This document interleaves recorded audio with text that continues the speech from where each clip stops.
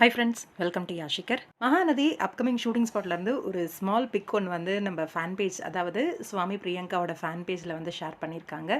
இப்போ வரைக்குமே எனக்கு கொஞ்சம் முன்னாடி வரைக்குமே மகாசங்கமம் இருக்கா இல்லையா, ஏன்னா இதோட ஸ்டோரி வேற மாதிரி இருக்குது, அதோட ஸ்டோரி வேற மாதிரி இருக்குது, எப்படி இந்த ஸ்டோரியை வந்து மிங்கிள் பண்ணி மகாசங்கமம் கொண்டு வருவாங்க அப்படின்னு ஒரு நினப்பு போயிட்டே இருந்துச்சு. அதுக்கேற்ற மாதிரி இப்போ வந்து தாத்தா வந்து இருக்கார் இல்லையா, அவர் வந்து ஆஹா கல்யாணம் ஷூட்டிங் செட்டில் இருக்க மாதிரி ஒரு பிக் வந்து கிடச்சிருக்கு.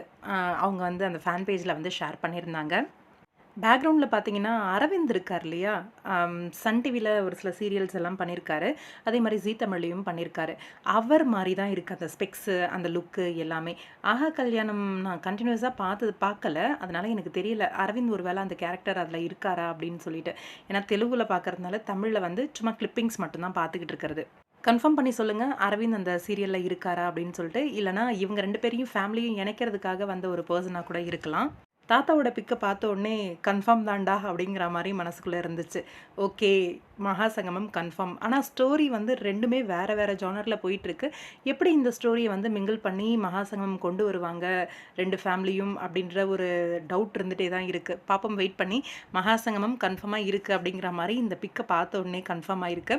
ஏன்னா ஃபஸ்ட்டு வந்து நம்ம குமரன் வந்து மகாசங்கமமில் இருக்க மாதிரி ஒரு சில பிக்ஸ் எல்லாம் வந்து ஷேர் பண்ணியிருந்தார், நம்ம சூர்யா மகாவோட சேர்ந்து. இப்போ தாத்தாவும் இருக்காரு அப்படின்னும் போது கண்டிப்பாக மகாசங்கமம் இருக்கிறதுக்கு வாய்ப்பு இருக்குது அப்படின்ற மாதிரி தான். உங்களோட கருத்து என்ன? அப்கமிங் கமெண்ட் பாக்ஸில் சொல்லுங்கள்.